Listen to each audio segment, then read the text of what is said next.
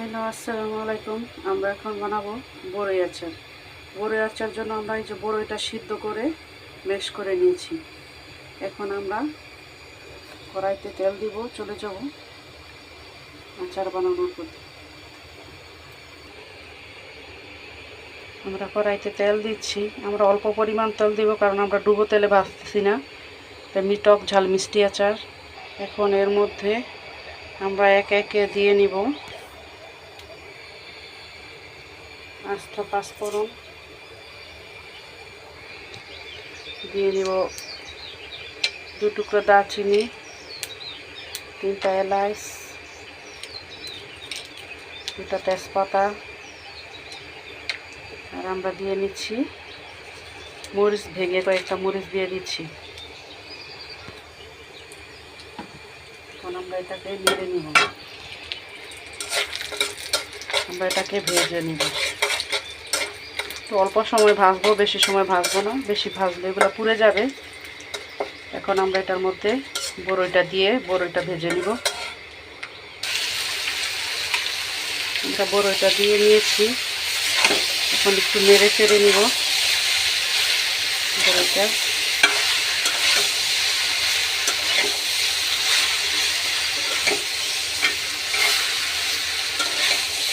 এটাকে আমরা কিছুক্ষণ জাল করে নিব।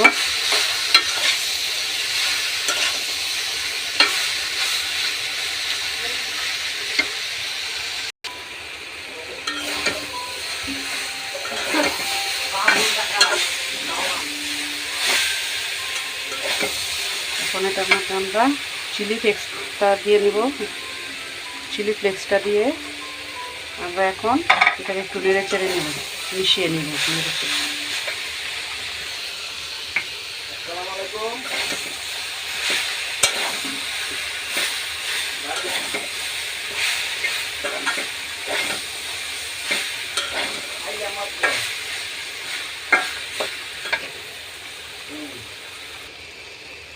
আমরা এখন এই যে গুড় দিয়ে দিলাম, এখন এটাকে একটু নেড়ে চেড়ে নিব, গুড় দিয়ে মিশিয়ে নিব।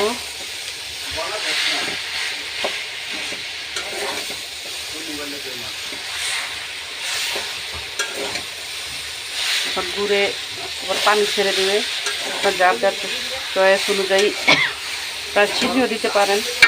আমি গুড় দিয়ে নিছি। একটু লবণ দিয়ে নিব, এখানে যে লবণ দিচ্ছি, লবণ দিয়ে নিলাম।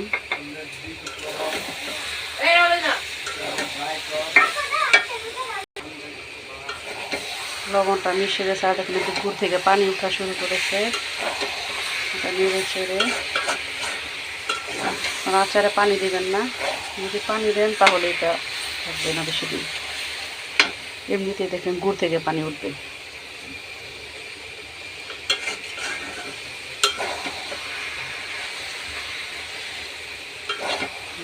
আচারটা কত সুন্দর হয়েছে।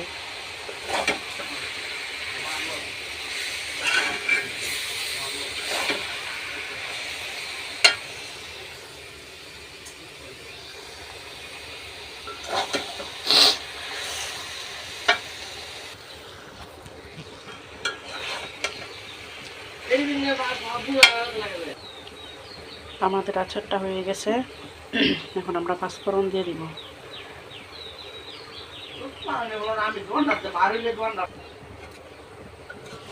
দেখুন পাঁচফোড়ন দেওয়ার পর আচারটা হয়ে গেছে। আচারটা দেখতে কত সুন্দর লোভনীয় হয়েছে।